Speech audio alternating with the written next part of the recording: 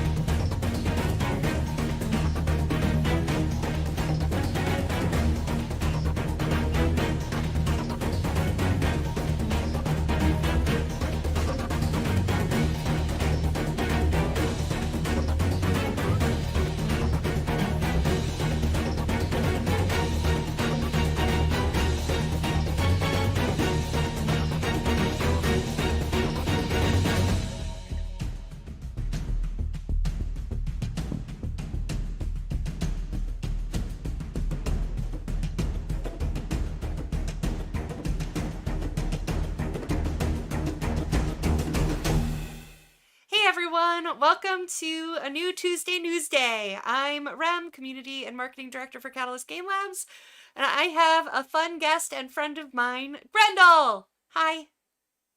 Hey, Rem, it's good to see you again. It's good to see you too. Because I choke on my own spit there.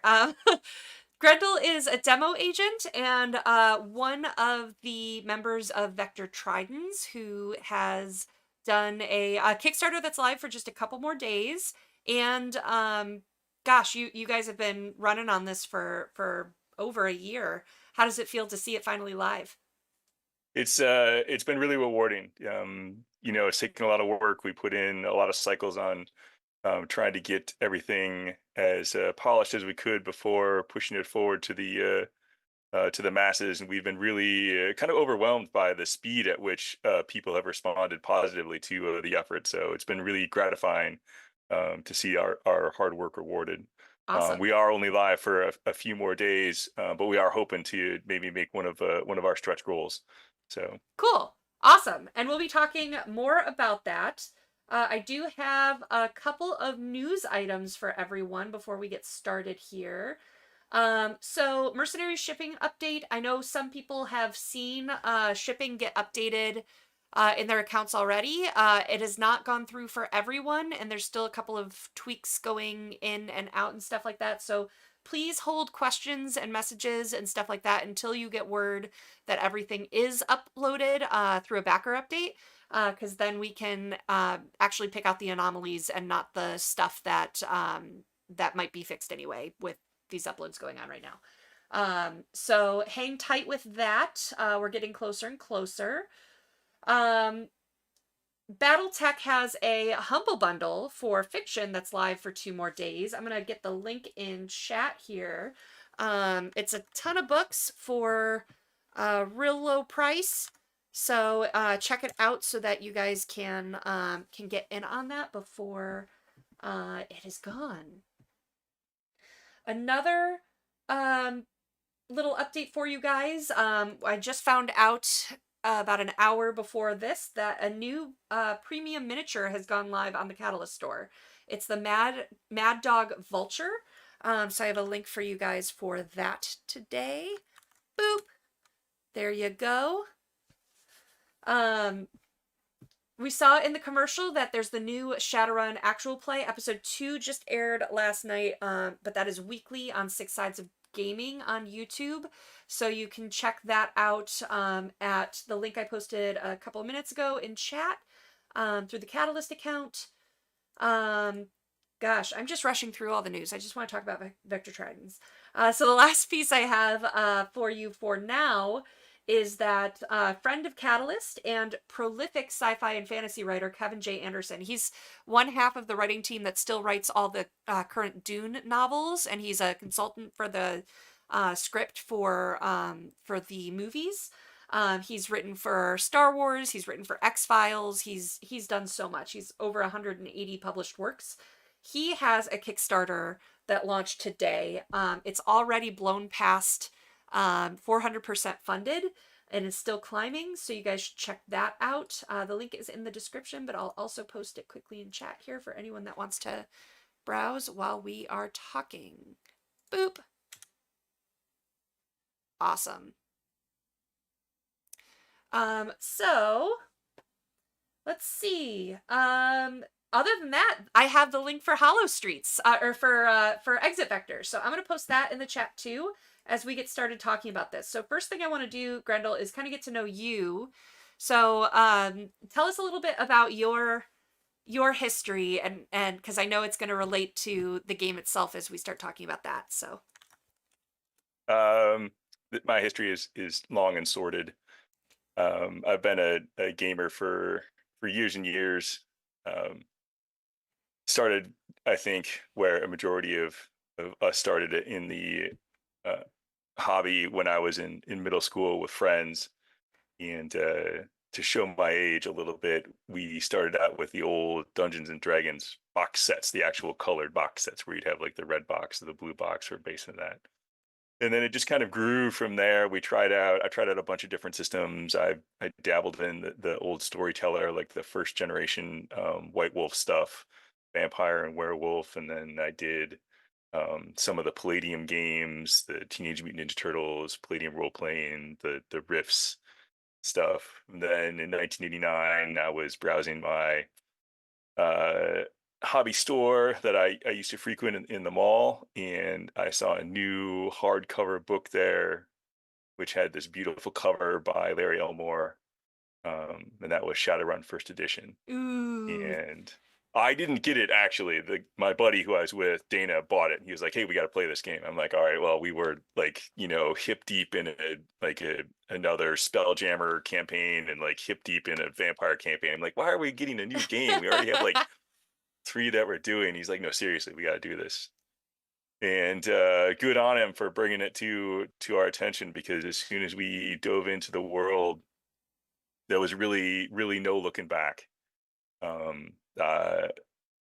I've never really found a better mix of all things, all storytelling elements. You have, high tech, you have magic, you have, virtual reality, you have like mystic lore. It all rolls into one. It all feeds off everything else. And there's so many possibilities when it comes to telling stories and building characters and having, adventures and missions and high drama and melodrama and all the great things that make for, fun times around the table. And I've played Shadowrun through 6 editions now. Kind of unfortunately settled into like the permanent GM role, especially since I've, joined the demo team back in like 2003, 2002, I think was wow. when I'm bored. Yeah, it was. So as a game master, like I love telling stories. Like the thing that I like about role playing is I really love being able to tell stories, and the interactive and the collaborative nature of role playing really appeals to me. And I've been a long time Gen Con fan as well. Like I've been going to Gen Con for I don't think I can say the number of years, but it's been over 20 years that I've been going to Gen Con. And at first when I went, I was strictly a player. I loved going to back when Gen Con was in Milwaukee. I loved going to the Mecca Center. Like it really, it kind of felt like going to Mecca. Like you would show up to the con and you and 100,000 of your best gamer friends would be there. And it was really like coming home and coming to a place where, everyone was there for the same reason, like everyone accepted who you were. It didn't really, matter like what game you were into or what character you played or whatever was going on. You were all there to like play games and have fun, and there was a great sense of like community and camaraderie. And back in 2002, I had come to Gen Con and I was playing in the Shadowrun Tournament. And at that point in time, the Shadowrun Tournament was a 3-day elimination event. Like if you didn't pass like the first 2 days, you didn't make it to the Oh, third wow. third round to be considered for the prize. So it was very competitive. People would show up with their teams already formed. It was a very aggressive sense of like, let's figure the mission out. Let's get to the answers. Let's get the points that we need to make to in order to pass through. And the first night that we were there, my team and I sat down, and the game master that came up to the table to like run us through the adventure was not actually a game master. She was a freelance writer. She had never GM'd the game before. Ooh. So we didn't do so well as you might Oh, imagine. no. Because this would like, 2002, this was back third edition, where it was, an extensive rule set, pretty crunchy, lots of, intricacies to deal with. And I mean, good on her. She tried the best she could, but it was a very frustrating experience for me to come to the convention and not be able to compete the way that I wanted to. So after that event, I went over and I found the demo team lead. And I'm like, hey, how do I get on board this organization? And they gave me the paperwork to fill out, and it's been, I've been trying to support the demo team as much as I can ever since. That's awesome. Because I feel very strongly that, people that come to the conventions, like this may be the only time that they actually get to play Shadowrun like with other people the entire year. They take time off from work, they take time off from their family, they travel, they pay money for a badge, they pay money for a hotel. It really is incumbent on us as the demo team to give them like the best like Shadowrun gaming experience that we can. And I'm very passionate about, supporting our players and giving back to the player base, because like the players really make like our job worthwhile. Cool. Like sitting around a table and telling a story with them and seeing someone who has brought their missions character, and they're ready to play, they're excited, and you have a chance to like shine the spotlight on them, and they get to do the one thing that they built their character to do, and their faces light up and they get all descriptive, and like everyone at the table is like cheering, like having that moment and being able to facilitate those moments for players, like it makes everything all worthwhile. Now you cosplay when you're a demo agent. I do. Tell us about your cosplay. um I am a huge fan of immersive storytelling as well. So I like backdrops, I like maps, I like props. I like, if we were in a quieter room in the con, I would play music. And I really think that, dressing up as a character, dressing up as an NPC, having that illusion in front of you helps to, get people in the mindset, get people to break out of the idea that, oh, we're just, friends sitting around a table and we're just telling a story, and actually like we're gonna be our characters. We're gonna like emote and act and like talk like our characters are gonna do. I think it brings an extra level of drama and excitement to the table. That's awesome. Love it. Now Vector Tridens is made up of Army vets, correct? Most of us are Navy veterans, Navy. actually. Okay. Yeah, we're Navy veterans. It's all it's Chopper's fault. He was the force behind it all. Kind of, he tells a story about how during lockdown, all of us rediscovered, Google Meets and Zoom, and being able to like, get online at all hours of the night and chat again and reconnect and really, regain that sense of group camaraderie that we had back when we first started gaming together. And it was his idea to pretty much be like, why not? That's awesome. We've got the experience, we've got the time, we have the desire, we've got the motivation, got the vision. Like, why should we just talk about it? Let's just do it. Yeah. Awesome. So who was Chopper the initial concept? designer, I guess, of Exit Vector. Yes, yeah. His vision was always to, you know, he plays a rigger, I play a rigger, and we're immersed in the rigger rules. We're vehicle guys, um, and a lot of the times that we see at the convention when we'll write rigger scenes into the tournament or into missions, like the demo GMs will like kind of exhale in frustration and be like, God damn it, why do we have to deal with the rigger rules again?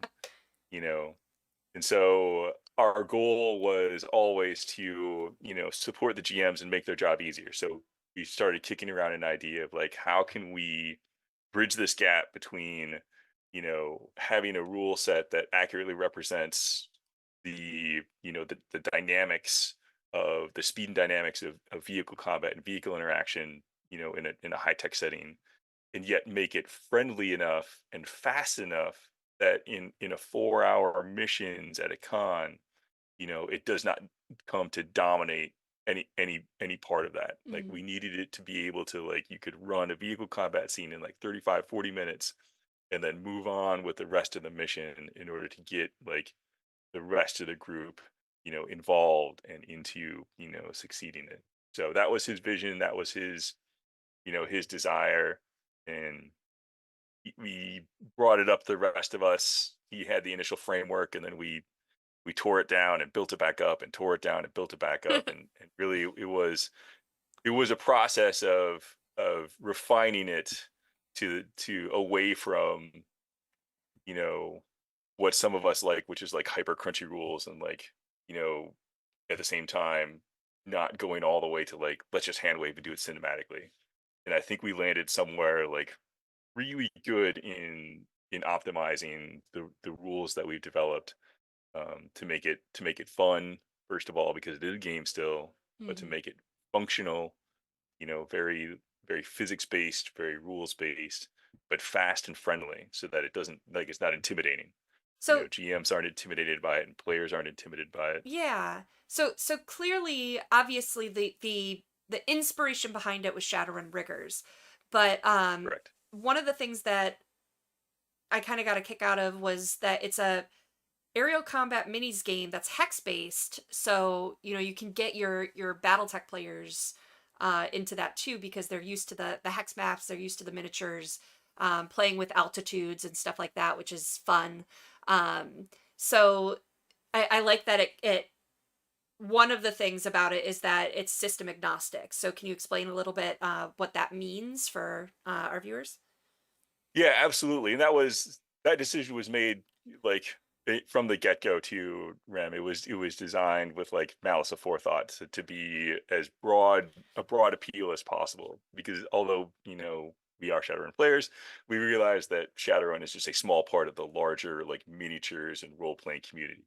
So if we could have a set of rules where it's based on math, and if we can adapt the math to the particular game set, rule set that you're playing with, Traveler, Cyberpunk, BattleTech, whatever it is, Hmm. then the rules themselves don't need to change.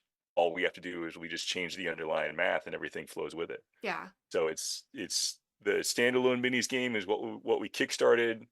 Our Holostreet Shadowrun version of it is up on Holostreets, and it still remains a firm goal of ours is to produce, something that can be dropped into BattleTech to support, lambs and helos and aerospace assets. Then also things that can drop into Traveler, that can drop into, some of the other Starfighter, some of the other games out there that are really popular and that have, vehicle aspects, but may not have like robust vehicle combat rules that are user friendly. Mm. Yeah.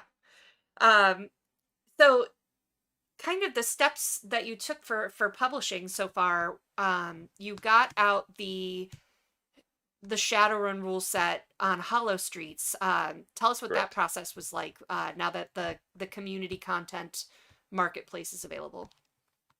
Actually, it was really rewarding. We had a not insignificant amount of fear, like writing this initially, because we were coming at it from a love of Shadowrun, and we are using a lot of like Shadowrun iconography and terminology and things like that. And we were afraid that, if we brought this to Jason and the Catalyst team, they'd be like, yeah, no, like that's, you're treading on trademark stuff. So we kind of had this plan that if they said no, that we had an alternate version that kind of like divested all of that from the game. But they were very receptive. Like Jason was super receptive to our suggestion, and he was the one that recommended us to the Holostreets to venue. He said, "Hey, Catalyst is coming out with this. I recommend that you continue to develop using all like the Shadowrun trademarks, stuff like that, because as soon as the Holostreets is live, you can submit, and it'll all be legal with the Creative Commons license and everything like that." So it was a relief, and it was a really, fun time working with Jason and hearing his feedback, and getting his help to allow us to bring, the Exit Vector Shadowrun expansion to Holostreets. Yeah.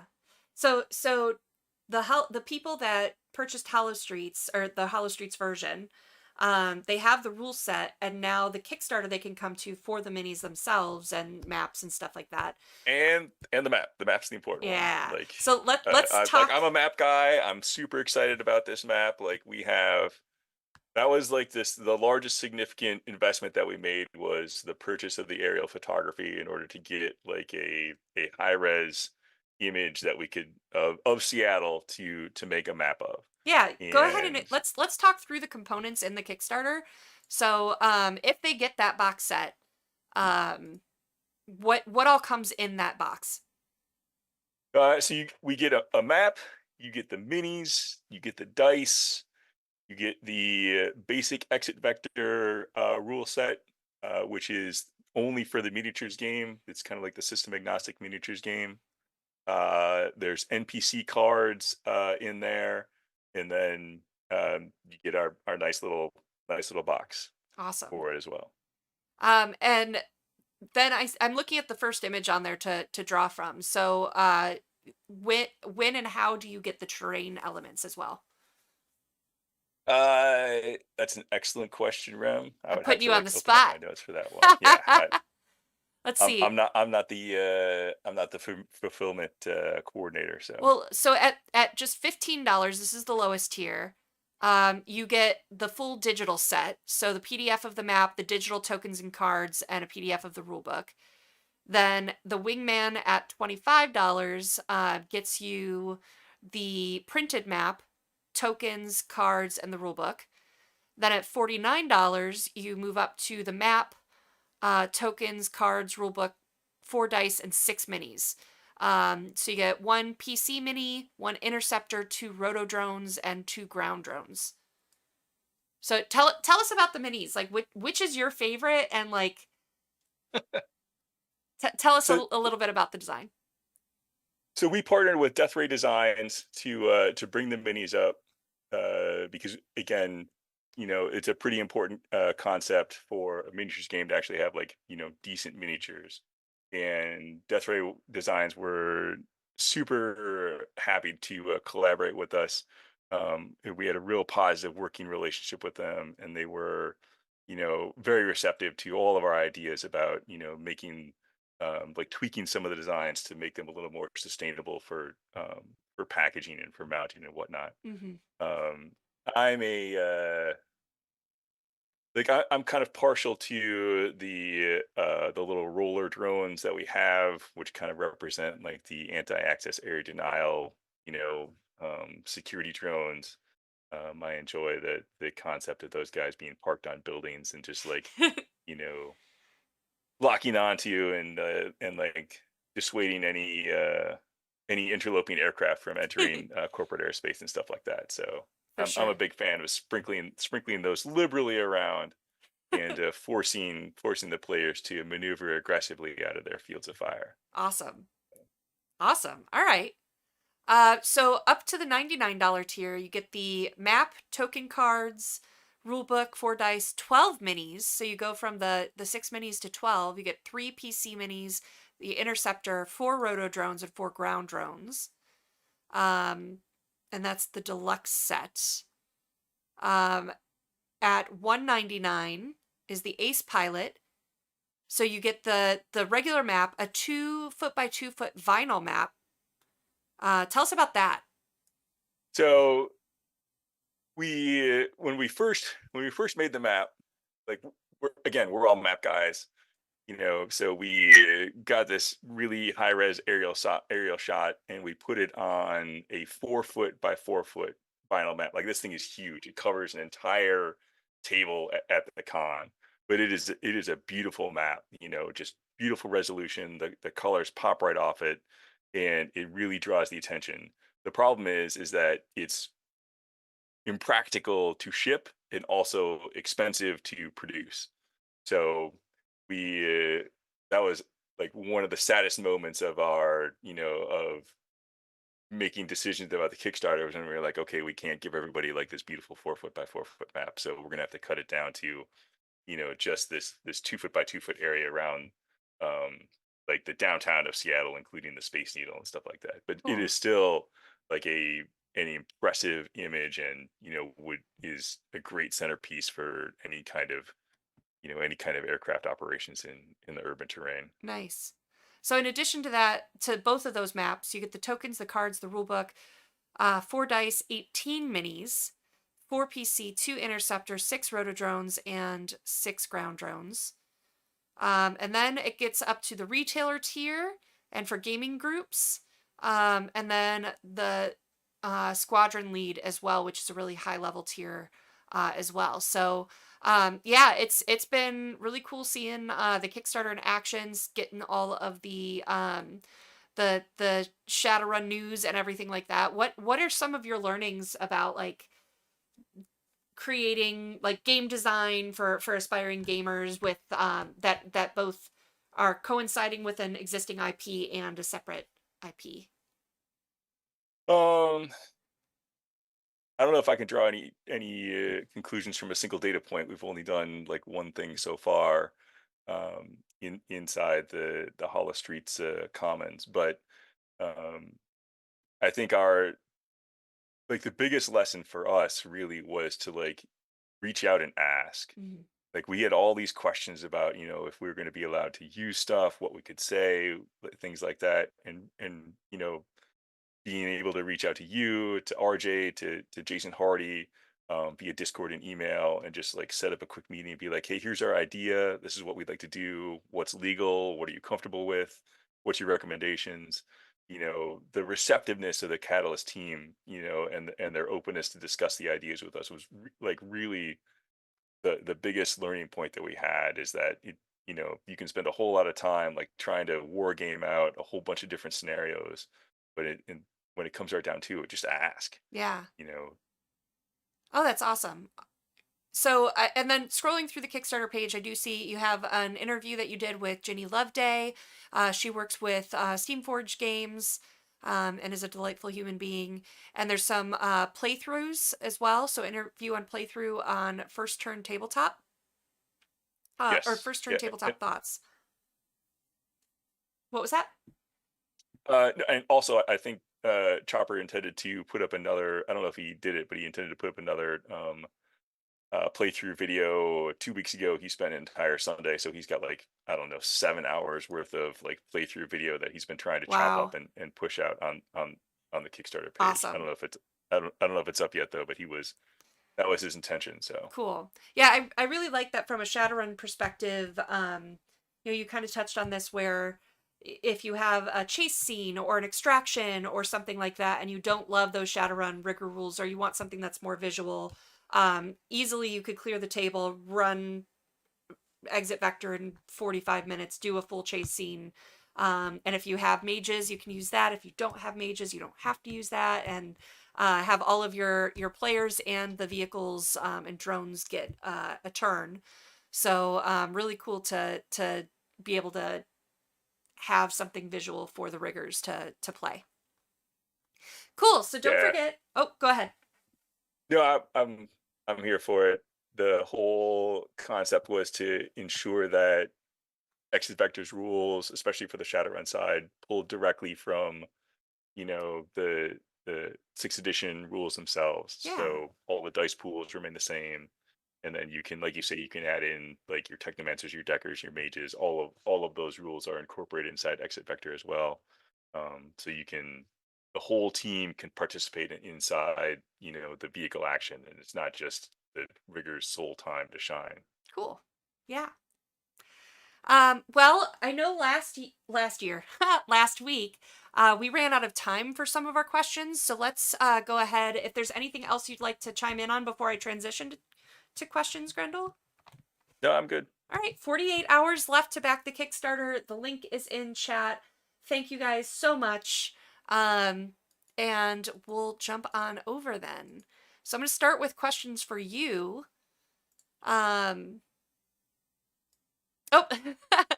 Florian asked, for Exit Vector, I've seen one play combined with Shadowrun. Will there be more gameplay play vids, or where do I find more? Go ahead and point them. Talk about that for a minute, Grendel. I'm going to try to find the Gen Con TV ones we did a while back and see if I can find that one. So the short answer is yes.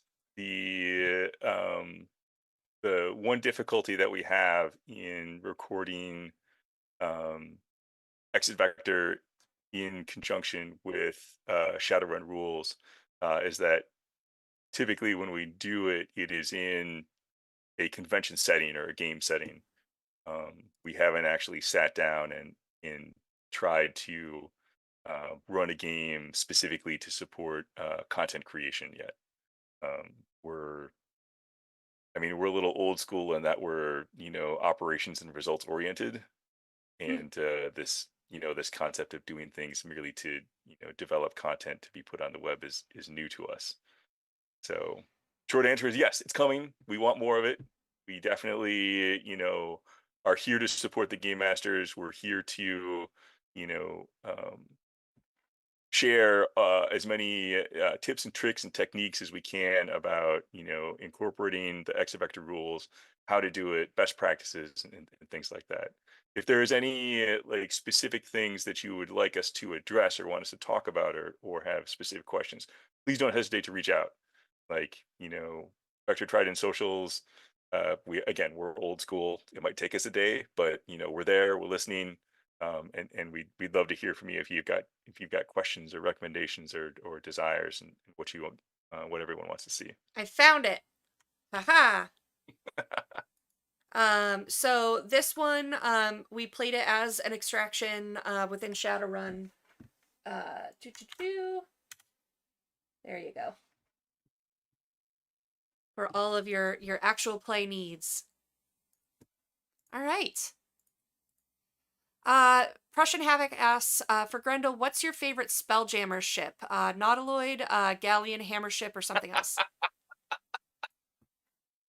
Oh Lord, taking me back.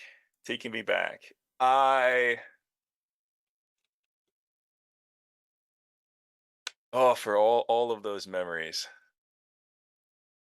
I think for all the wrong reasons, I would have to say like the Nautiloid was one of my favorites, and mostly that had to do with the fact that that was the one that had the predominantly like largest number of artworks about it.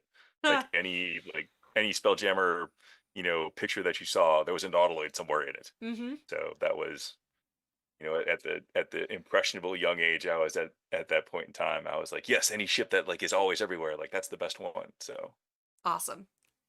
Jason Mallory asked, you mentioned cosplaying and thematic settings for games. Do you have a go-to playlist or artist you use for soundtrack during your games? So, there's a couple of different soundboards out there that people have produced through the good of their heart and made free. I don't want to plug them right now because I don't want to dig through my links. But that's typically my go-to when I'm looking for atmospheric stuff. Otherwise, typically the only time I can play music is like during the intro to the game setup, and then kind of like at the end of the game.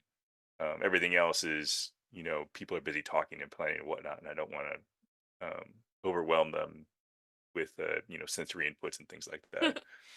But I have a couple of tracks that I've picked out from like the Cyberpunk 2077 soundtrack, and then there's a couple other like standalone electronic ones that I have for um, uh, in other cases.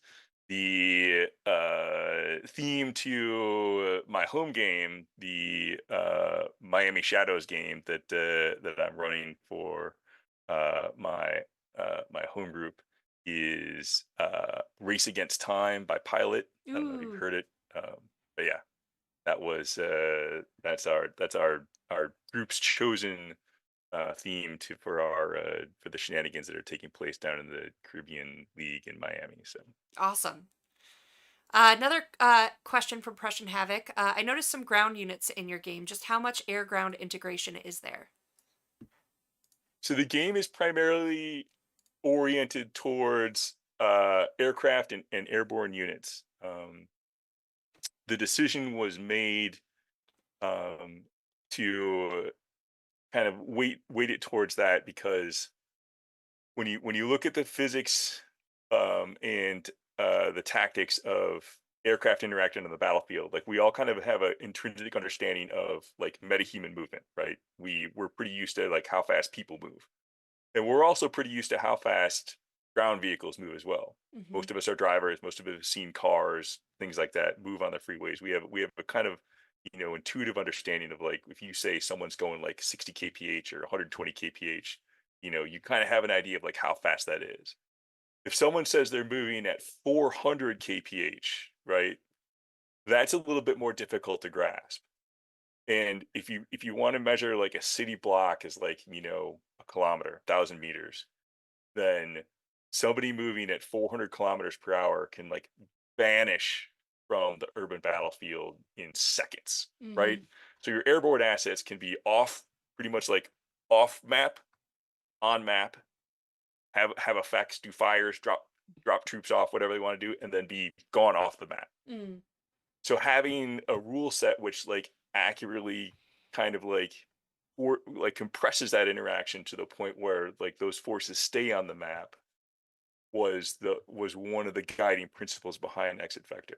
Cool. So we are, the rules scale, the math scales for ground vehicles. It is just a little less exciting because your ground vehicles, like, are moving at a quarter of the speed, maybe a fifth the speed of your airborne vehicles. Wow. So, your BTOLs, which are cranking out, 4 hex movements at the same time as your ground team, are lumbering along like 1 hex at a time. We'll So get the there. interaction is there, but the math is there. It all works out. Like if Neat. you do the math, if you like, if you calculate out like the whole time, distance, and speed triangle, like everything all meshes out. So Awesome. the interaction is there. We support the full spectrum of movement, from all the way from your metahumans on the board to your ground vehicles, hovercraft, all the way up to like airborne VTOLs, things like that. Cool. The vector map is fabulous. Just how extensive is the map legend and admin area, and where does the QR code take us? Someone's taking a close look at that image. I believe the legend is like 2 inches or 3 inches on the side there, and the QR code takes you to our website, Cool. which does not yet have web store enabled, but the follow-on plan for Exit Vector is to enable the web store and to have quarterly support publications for the GMs. Mm-hmm. Ideally, we'd like to be pushing out a mission every other quarter. So if anyone's familiar with how, kind of like the Shadowrun missions are written, it'll be, generic, like tell it to them straight behind the scenes, Yeah. like debugging type thing, so that you as a game master once a quarter could go to the web store and like buy a pre-made mission and have everything Cool. necessary to like run your team through a mission. Awesome. We also want to be selling supplemental maps as well. So, we'll break out from Seattle and we'll look at, having generic urban terrain, possibly, some generic open terrain, things like that. Some of the more exuberant members of Vector Tridens have been talking about trying to purchase aerial photography of Denver, of Ooh. Atlanta, of, yeah, let's not get excited about that just yet. You know, we are a very small company, so Awesome. All right. Killian Wargear, who's a Shadowrun super fan, asked, why was the first round of this Kickstarter canceled last year? Glad it was, because I backed it this time, but curious.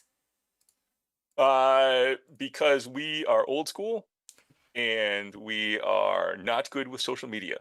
So we did not do the necessary logistics groundwork to ensure that the greater Shadowrun and miniature wargaming environment was aware of our goals and was aware of what we were bringing to our table. Awesome. So based on kind of like the lackluster performance, we decided to, pause that, go back, get back down to the trenches, start reaching out to people, network.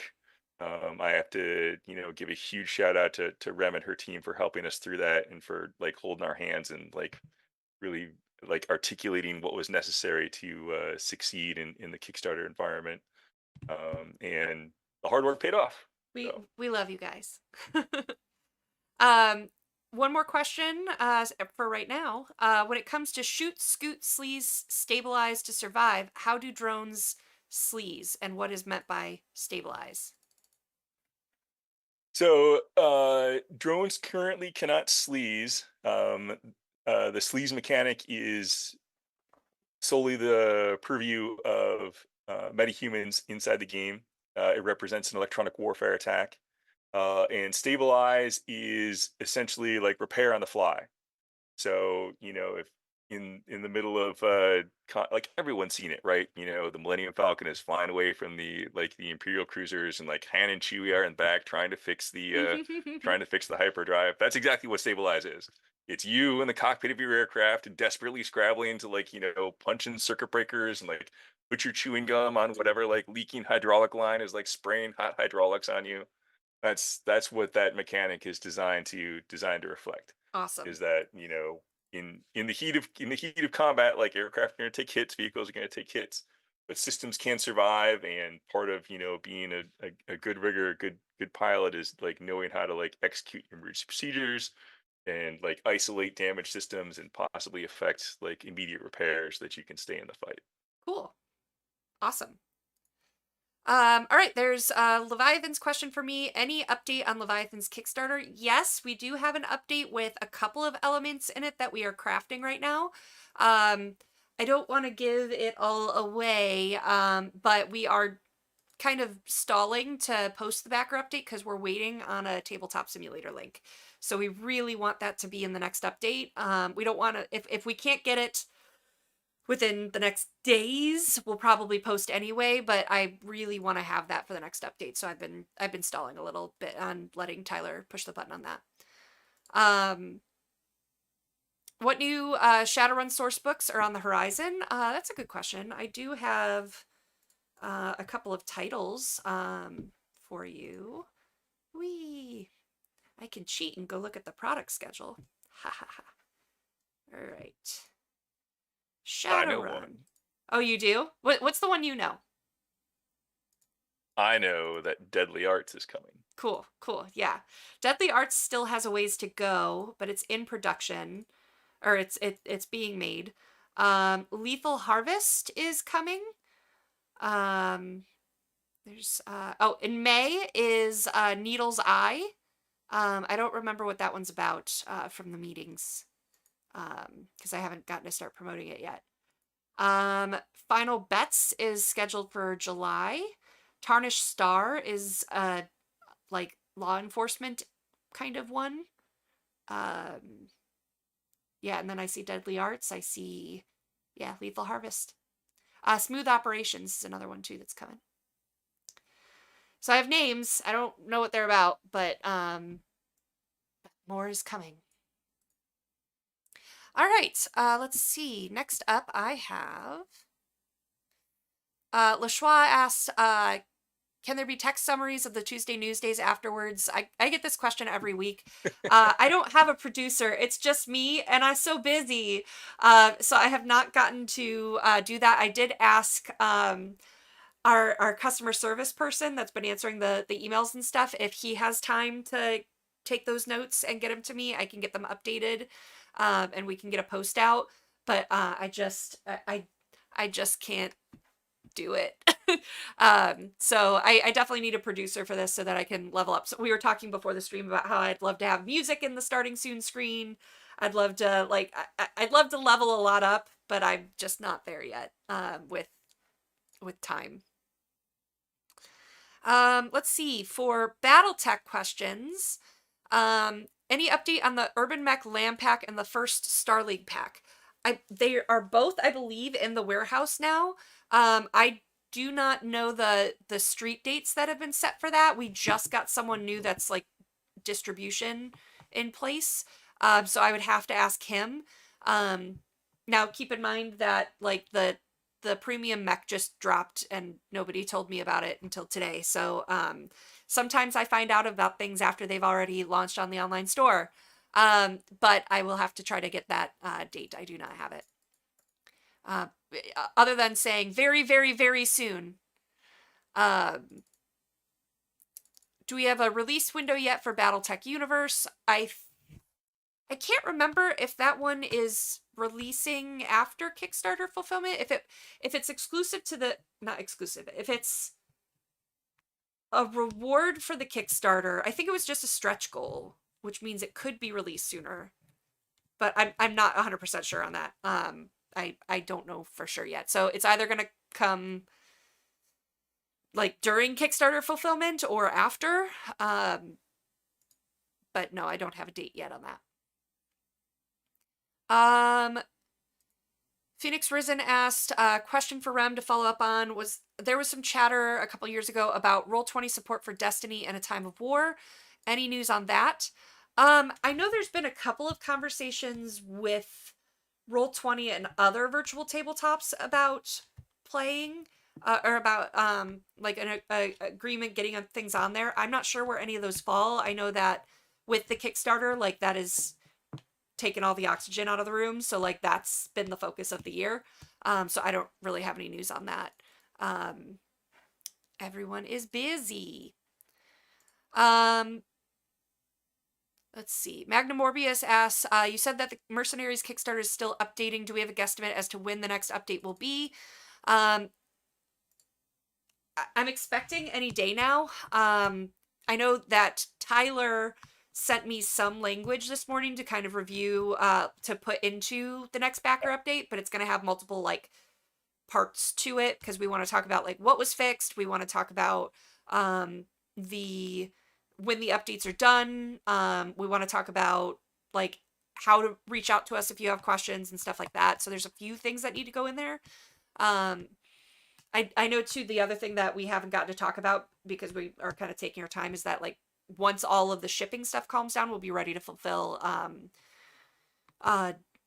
PDF for Sourcebooks. So if you bought a Sourcebook, we can fulfill the PDF version for you. So, but like everything's been about shipping for weeks now. So it takes time. I mean, 25,000 backers, it's gonna take time. But I'm expecting like any day now. But if anything else pops up, it pushes our timeline back. So, Conductive Fire, to clarify, even if we can now see a shipping price on backer kit, it may still be updated before the next backer update. It could be. I know that there's like another file that's going through soon that they separated out for a couple of different, like UK had some issues and stuff like that. It could stay the same. It could change. I don't know until you hear that it's final from a backer update on the Kickstarter page. I don't know the nuance of it. If there's been a change in my shipping in the backer kit for the Mercenaries Kickstarter, is that change final? Again, I don't know. It could be, it could not be. Wait for the backer update to tell you. Let's see. So yeah, I think that's pretty much shipping at this point. Like until we have something to tell you, we're working through it, and we don't want to say anything before we're ready to say it. If we tell some people to check that some people are done and other people aren't, it just gets everyone upset. So just wait for us to say that it's done, and we'll get back to you. Another question came through for you, Grendel. Exit Vector immediately has Shadowrun vibes, but does it mesh with BattleTech 2? Would CGL aerospace fighters, or with CGL aerospace fighters like the Shylone? So the answer to that question is maybe.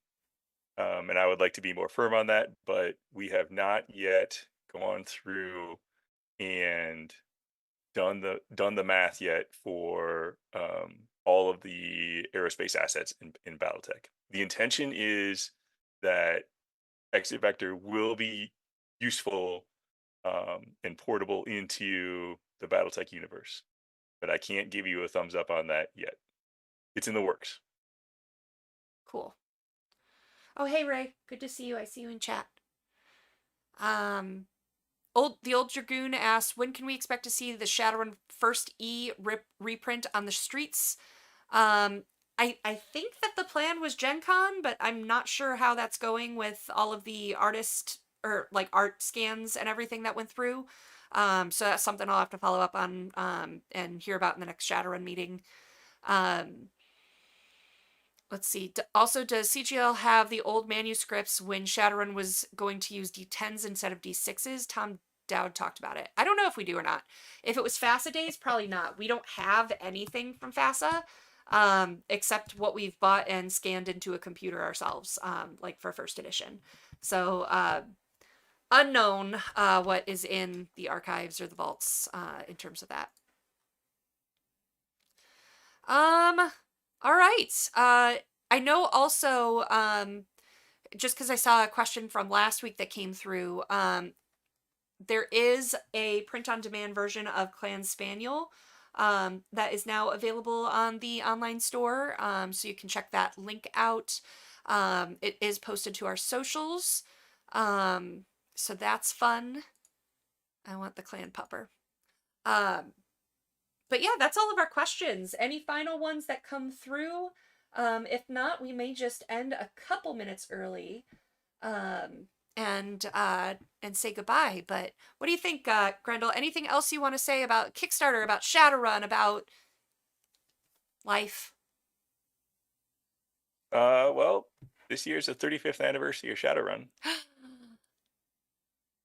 I heard that there's going to be a lot of stuff going on at Origins and Gen Con to support the 35th anniversary. That's awesome. Yeah. I also heard there's a rumor that there's going to be a Shadowrun cosplay contest at Gen Con this year. Ooh, that would be fun. I haven't been in too many of those conversations yet, so I don't know much about it. I know that we are planning to do GameholeCon in Madison this year, and we're going to have a whole Shadowrun lounge up there. So I'm trying to get I am planning on coming to that as well. So. Yay! That'll be so fun. I need to talk to Chopper too about more neon since he's a DJ. Indeed. Yep. He's your man. So yes, right. I am fully planning on coming to GameholeCon and I have some logistics question about that we can take offline. But awesome. Yeah, it's a big year for Shadowrun. So awesome. All right. Well, just taking a quick look at the chat here. Let's see. 40th anniversary box sets will be available. I believe those are also in the warehouse. I might be wrong on those, but I feel like those ones were there when I saw them. So it's just getting sell sheets and street dates out and getting a release schedule for them. So sooner the better. It should be any time now. Again, I would have to check in with our new distribution guy, who is so overwhelmed, I'm sure. So yeah, thank you guys. Thank you for joining me, Grendel. Really appreciate you. I always like talking to you. Of course, absolutely, Ram. I always appreciate the opportunity to hang out with you and talk shop. Awesome. All right. Well, thank you all for joining us. We will be back next week. Next week, my travel schedule does begin May 13th. So we may have little intermittent breaks of these, but if I'm available and not at an event, I can be on. But if an event is actually happening on a Tuesday, then I cannot. But stay tuned. We will put posts out if we cannot make it. But we should be back here next week. And again, I'm hoping for that big announcement. We were told we can announce it the end of this week. So I might have Jason Hardy on next week. Here's hoping. But otherwise, thank you guys, and we'll see you next time. Have a good one.